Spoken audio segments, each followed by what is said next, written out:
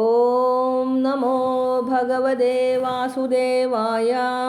നമസ്യേ പുരുഷം ത്വാദ്യം ഈശ്വരം പ്രകൃതിഃ പരം അലക്ഷ്യം സർവഭൂതാനാം അന്തർബഹിരവസ്ഥിതം.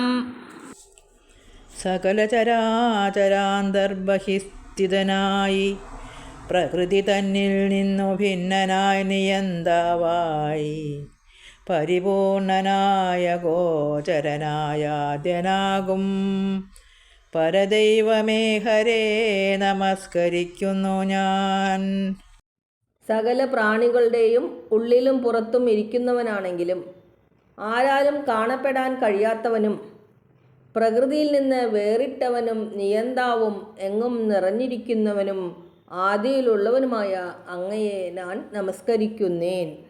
മായാജവനികാച്ഛന്നം അജ്ഞാതോക്ഷജമവ്യയം ന ലക്ഷ്യസേ മൂഢദൃശ നടോ നാട്യധരോ യഥാ. മായയാം മറയാലാച്ഛന്നനായഥോക്ഷജനായ നീ വേഷം കെട്ടിയാടുന്ന നടനെപ്പോൽ കേവലമജ്ഞദൃഷ്ടിക്കദൃശ്യനത്രേ പാർത്താൽ ഹേ വിഭോ നാശഹീന മൂഢ ഞാൻ നമിക്കുന്നു. മായയാകുന്ന തിരശ്ശീലയിൽ മറയ്ക്കപ്പെട്ടിരിക്കുന്നവനും ഇന്ദ്രിയങ്ങൾക്ക് വിഷയമല്ലാത്തവനും നാശരഹിതനുമായ അങ്ങയെ വേഷം കെട്ടിക്കളിക്കുന്നവൻ്റെ യഥാർത്ഥ നാമരൂപങ്ങളെ അറിവില്ലാത്ത കളി കാണുന്നവർ അറിയാത്തതുപോലെ അങ്ങയുടെ അത്ഭുതശക്തിയെ അറിയാത്തവർ അങ്ങയെയും അറിയുന്നില്ല. ആ വിധം അറിയാത്തവരിൽ ഒരുവളായ ഞാൻ അങ്ങയെ നമസ്കരിക്കുന്നു. തഥാ പരമഹംസാനാം മുനീനാമമലാത്മനാം ഭക്തിയോഗവിധാനാർത്ഥം കഥം പശ്യേമഹി സ്ത്രിയഃ. പരമഹംസന്മാരും മനനം ശീലിച്ചുള്ള പരമാം മുനിമാരും അമല ചിത്തന്മാരും അറിയാതിരിക്കുമ്പോൾ ഭക്തിയോഗത്താൽ എന്നെ അറിവറ്റഴും സ്ത്രീകൾ ഞങ്ങളെങ്ങനെ കാണും.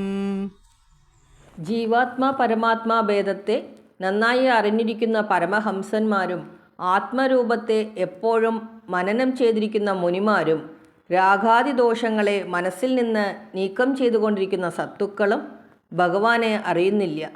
അങ്ങനെയിരിക്കെ സ്ത്രീകളായ എന്നെപ്പോലെയുള്ളവർ എങ്ങനെ അറിയും? ഞങ്ങൾക്ക് നിൻ തിരുവടിയെക്കുറിച്ചുള്ള ഭക്തിയോഗം എങ്ങനെ സിദ്ധിക്കും? അതുകൊണ്ട് അറിവില്ലാത്ത ഞങ്ങൾ നമസ്കരിക്കുക മാത്രം ചെയ്യുന്നു.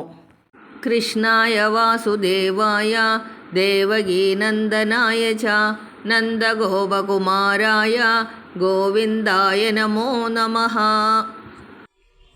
ഹേ വാസുദേവാ കൃഷ്ണ ദേവകീ ദേവീ സുതാ ഗോവിന്ദ നന്ദഗോപകുമാര നമോ നമഃ.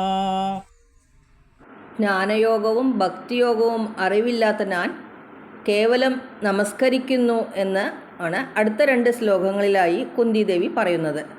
വസുദേവൻ്റെയും ദേവകിയുടെയും പുത്രനായി അവതരിച്ചും നന്ദഗോപൻ്റെയും യശോദയുടെയും പുത്രനായി വളർന്നും ഗോക്കളെ പരിപാലിക്കുന്നവനുമായ ശ്രീകൃഷ്ണനായിക്കൊണ്ട് നമസ്കാരം. നമഃ പങ്കജനാഭായ നമഃ പങ്കജമാലിനേ നമഃ പങ്കജനേത്രായ നമസ്തേ പങ്കജാഘ്രയേ.